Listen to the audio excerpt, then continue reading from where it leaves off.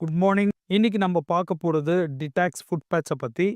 இந்த டிடாக்சிஃபிகேஷன் தமிழ்ல நச்சு நீக்குதல் அப்படின்ற ப்ராசஸ் நம்ம உடம்புல நார்மலாவே எப்பவுமே நடக்கிறது தான். தேவையில்லாத டாக்ஸின்ஸ், அந்த நச்சு பொருட்கள் எல்லாமே வெளியேத்துறது அப்படின்னு பார்த்தீங்கன்னா, யூரின் அண்ட் மோஷன் வழியாக மட்டும் இல்லாம, நம்ம தோல் மூலியமாகவும், ஸ்வெட் மூலியமாகவும், வேர்வை அந்த மாதிரியான விஷயங்கள்ல பொதுவாவே ஜென்ரலாவே வெளிய வந்துரும். ஆனா, கால மாற்றத்தினால நெறைய டாக்சின்ஸ், நெறைய பொல்யூஷன்ஸ் எல்லாம் இருக்கிறதுனால, அளவுக்கு அதிகமான நச்சுக்கள் நம்ம சாப்பிடுற சாப்பாடு மூலியமாகவும், குடிக்கிற தண்ணி மூலியமாகவும், அது மட்டும் இல்லாம மாசுபற்ற காத்து, நம்ம யூஸ் பண்ற காஸ்மெட்டிக்ஸ், அது மட்டும் இல்லாம நம்மளுக்கு ஏதாவது ப்ராப்ளம், டிசீஸ் இருந்துச்சு அப்படின்னா, நம்ம எடுத்துக்கிற நெறைய மெடிசின்ஸ் மூலியமாக, அளவுக்கு அதிகமான நச்சு நம்ம உடம்புக்குள்ள போகுது. ஜென்ரலாவே இது எல்லாத்தையுமே பொதுவா யூரின் அண்ட் மோஷன் மூலியமாக வெளியேத்த முடியாம, உடம்புல அங்கங்க இருக்கிற ஆர்கான்ஸ்ல வந்து அப்படியே தங்கிடும். அதனால பல பிரச்சனை உண்டாகுறதுக்கு நெறைய சான்சஸ் இருக்கு மை டியர் ஃபிரெண்ட்ஸ். அதாவது நம்ம வீட்ல டெய்லி பெருக்காம, கழுவாம அப்படியே யூஸ் பண்றதா எப்படி இருக்கும்? அப்படின்றத கொஞ்சம் யோசிச்சு பாருங்களேன். அந்த மாதிரி தான்.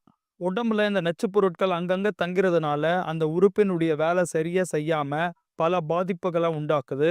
இதனால என்னல்லாம் பிரச்சனை வரும் அப்படின்னு யோசிக்கிறீங்களா?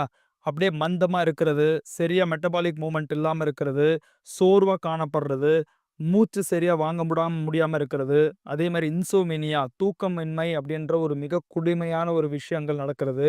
அது மட்டும் இல்லாம இளமையிலேயே வயதான தோற்றத்த குடுக்கிறதுன்னு பல பிரச்சனைகள வந்து இது உண்டாக்குது. இதுக்கெல்லாம் ஒரு தீர்வா வெஸ்டீஜ் பெருமையுடன் வழங்குறது அப்படின்னு பார்த்தீங்கன்னா, டிடாக்ஸ் ஃபுட் பேட்ச் அப்படின்றது. அது என்ன டிடாக்ஸ் ஃபுட் பேட்ச்?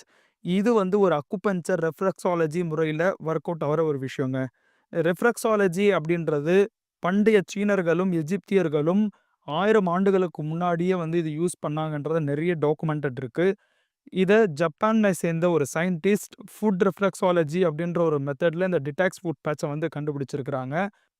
இந்த ரெஃப்ளெக்ஸாலஜி அப்படின்றது எந்த ஒரு மருந்து, மாத்திரை, ஆப்பரேஷன் எதுவுமே இல்லாம, அக்குபஞ்சர் பாயிண்ட்ஸ் உடம்புல இருக்கிற 360ற்கும் மேல இருக்கிற அக்குபஞ்சர் பாயிண்ட்ஸ தூண்டி விடுறதன் மூலியமாக குணப்படுத்துறது தான் இந்த டெக்னாலஜி. அதுல காலுடைய பாதத்த சீனர்கள் வந்து 2வது இதயம் அப்படின்னு வர்ணிக்கிறாங்க. காரணம் பிளட் சர்க்குலேஷன் பார்த்தீங்கன்னா, கால்ல வந்து தான் உடம்புல இருக்கிற எல்லா இடத்துக்கும் போகும். கால் பாதத்துல மட்டும் பார்த்தீங்கன்னா, 60ற்கும் மேல அக்குபஞ்சர் பாயிண்ட்ஸ் இருக்கு. இந்த இடத்துல ரத்தம் வந்து போகும்போது, இந்த ஃபுட் பேட்ச் நம்ம ஒட்டி இருக்கும்போது, அதுல இருக்கிற எல்லா டாக்ஸின்ஸும் உரியப்பட்டு, ஒரு நல்ல ஒரு புத்துணர்ச்சிய, ஒரு ரிஜினுவேஷன தர்றது தான் இந்த ஃபுட் பேட்ச்சினுடைய மிக முக்கிய ஒரு நோக்கமா இருக்கு. இத எப்போ யூஸ் பண்ணணும் அப்படின்னு கேட்டீங்கன்னா, அத நைட்ல நம்ம யூஸ் பண்றது தான் சால சிறந்தது. அதுக்கு மிக முக்கிய காரணம் நம்ம நைட்ல தான் ஒரு 6 மணி நேரத்திலிருந்து 8 மணி நேரம் வந்து நம்ம உடம்புக்கு ரெஸ்ட் குடுப்போம். அப்போ பாதத்த நல்லா கழுவிட்டு, அத தொடச்சுட்டு அதுல நம்ம ஒட்டிடணும். அதுல எப்படி இன்ஸ்ட்ரக்ஷன்ஸ் வந்து பாக்ஸ்ல குடுத்துருக்காங்கன்றத நல்லா படிச்சு பார்த்து, அத நம்ம கால்ல ஒட்டிட்டோம் அப்படின்னா, சாக்ஸ் கூட வந்து அதுக்கு மேல நம்ம வந்து போட்டுக்கலாம். அடுத்த நாள் காலையில எழுந்து நம்ம பார்க்கும்போது, அது கருப்பு கலரா மாறி இருக்கும். அதுதான் நம்ம உடம்புல இருக்கிற கழிவு வெளியேறதுக்கான ஒரு இண்டிகேட்டர். இது ஒரு தொடர்ந்து நம்ம ஒட்டும்போது 2வது நாள், 3வது நாள்ல ஃபுட் பேட்ச் எந்த கலர்ல வெள்ள கலர்ல இருக்கு இல்லையா? அதே மாரி இருந்துச்சு அப்டின்னா, உங்க உடம்புல இருக்கிற எல்லா கழிவும் வெளியேறிடுச்சு அப்டின்னு அர்த்தம். அதுக்கப்புறம் நம்ம யூஸ் பண்றத வந்து ஸ்டாப் பண்ணிடலாம். இத நம்ம தொடர்ந்து பயன்படுத்தும்போது, நம்ம உடம்ப ஒரு ஆரோக்கியமா நம்ம வச்சுக்க முடியும். நம்ம வீட்ல எப்படி டெய்லி நம்ம பெருக்கி, தொடச்சு ஒரு ஆரோக்கியமா வச்சுக்கிறோமோ, அதே மாரி தான் நம்ம உடம்புக்கும் கழிவ வந்து வெளியேத்துறது ரொம்ப ரொம்ப முக்கியம்.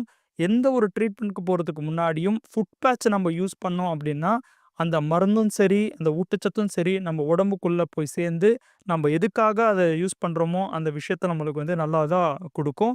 ஸோ எல்லாருமே ஃபுட் பேட்ச வந்து யூஸ் பண்ணுங்க. Wish you wealth. Thank you my dear friends. என்னோட பேர் ஏழுமலை. பொன்பதுபுரம் கிராமம். எங்க அம்மா பேர் நீலாவதி. அவங்க ஒரு மாசத்துக்கு முன்னாடி எழுந்திருக்க முடியாத நிலைமையில இருந்தாங்க. கிட்னி ஃபெயிலியர்ன்ட்டு டயாலிசிஸ் பண்ணணும்னு சொன்னாங்க. ஆனா, எங்களுக்கு பண்றதுக்கு அதில உடன்பாடு இல்ல. எவ்வளோ நாள் இருறாங்க இருக்கட்டும் அப்படின்ட்டு நாங்க வீட்டுக்கு கூட்டின்னு வந்துட்டோம். அதுக்கப்புறம் மெடிசின் மாத்திரைலாம் குடுத்துருந்தோம். சுத்தமா எந்த மருந்தும் வேலை செய்யல. அதுக்கப்புறம் ஏழுமலை அப்படின்றவரு ஃபுட் பேட்ச் எடுத்துன்னு வந்து குடுத்தாரு.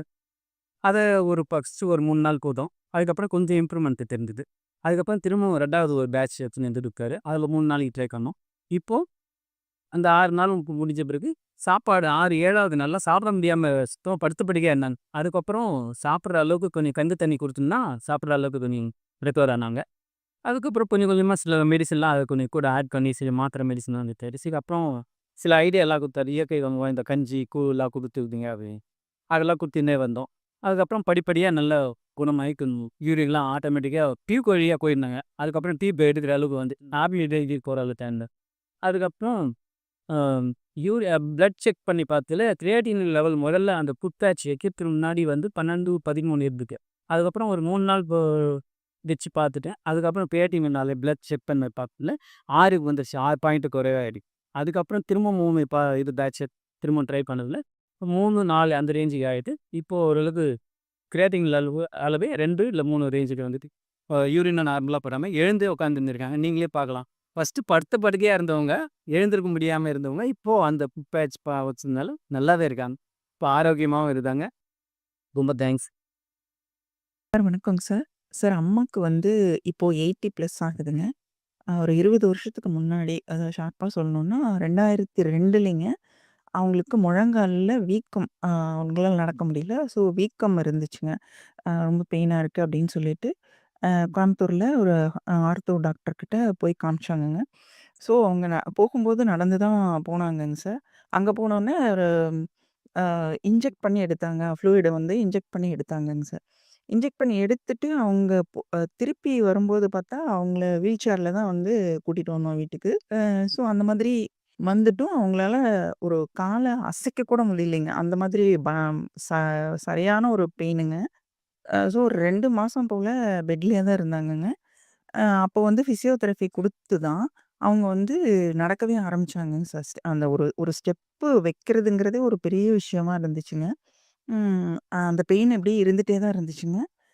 பட் மேனேஜ் பண்ணி நடந்துட்டுருந்தாங்க. அந்த முழங்காலுக்கு மட்டும் நைட்டு படுக்கும்போது அந்த பென்கேன்னு சொல்ற ஒரு ஆயின்மென்ட்டு அத அப்ளை பண்ணிட்டு அதுக்கப்புறம் தான் தூங்குவாங்க. அ அது அப்படி தூங்கும்போது தான் அவங்களால தூங்க முடியுங்கங்க. இது வந்து ரெகுலரா நடந்துட்டு இருக்குதுங்க. அந்த அந்த வெந்தயம் வந்துட்டு அமேசான்ல தான் வந்து ஆர்டர் பண்ணி வாங்கணுங்க சார். ஸோ அந்த மாதிரி வாங்கி அத அப்ளை பண்ணி இப்படியே தான் போயிட்டு இருந்ததுங்க. அப்புறம் இப்போ தான் நம்ம வெஸ்டிஜோடைய ஃபுட் பேட்ச் வந்து ஒரு நாள் வந்து ட்ரை பண்ணலாம் அப்படின்னு சொல்லி ட்ரை பண்ணுனேங்க. ட்ரை பண்ணி ஃபர்ஸ்ட் டே வந்து ஒரு அந்த பேட்ச் வந்து ஒட்டி விட்டேனுங்க. ஒட்டி விட்டோனயே, அன்னைக்கே வந்து என்னன்னாங்க, சரி இதுதான் ஒட்டுறேன். அவங்களுக்கு அது மேல ஒரு எப்படியோ ஒரு நம்பிக்கை வந்திருக்குதுங்க. சரி ஓகே இது எனக்கு ஆயின்மென்ட் போடாம படுத்து பார்க்குறேன் அப்படின்னு சொல்லிட்டு படுத்தாங்கங்க. அப்புறம் அடுத்த நாள் வந்துட்டு 2ண்ட் டேயும் ஒட்டி விட்டேங்க. 2ண்ட் டேயும் ஒட்டி விட்டேன். அப்ப அன்னைக்கு அவங்க ஆயின்மென்ட் போட்டுக்கலைங்கங்க. அப்புறம் 3ர்ட் டே தான் நான் கேட்குறேன், "எப்படி இருக்குங்கம்மா?" அப்படின்னு சொல்லி கேட்டா, "வலி இன்னைக்கு எனக்கு சுத்தமா இல்லம்மா. தேவல" அப்படின்னாங்க. "எனக்கு இப்ப வலி தேவல." அப்படிங்கவும் எனக்கு கொஞ்சம் ஓகே அப்படின்னு சொல்லி இருந்துச்சுங்க. அதுக்கப்புறமேட்டு தான் மறுபடியும் 3ர்ட் டே, 4த் டே, 5த் டே எல்லாம் கன்டினியூவா ஒரு 5 டேஸ் ஒட்டுனதுக்கப்புறம், அவங்களுக்கு கம்ப்ளீட்டா வலி வந்து "இல்லைங்க சார், அவங்களுக்கு வந்து வலி இல்லம்மா. எனக்கு ஆயின்மென்ட் வேண்டாம்." அப்படின்னு சொல்லி அதுக்கப்புறம் அவங்க ஆயின்மென்ட்டே போடுறது இல்லைங்க சார். ஸோ ஃபுட் பேட்ச் வந்து ஒரு நல்ல ஒரு ரிசல்ட் அம்மாக்கு குடுத்துருக்குதுங்க. அது மட்டும் இல்லாம, அம்மாவோட மத்த பிரச்சனைகளுக்காக வெஸ்டேஜோட சப்ளிமெண்ட்ஸ் ரெகுலரா எடுத்துட்டு இருக்காங்க.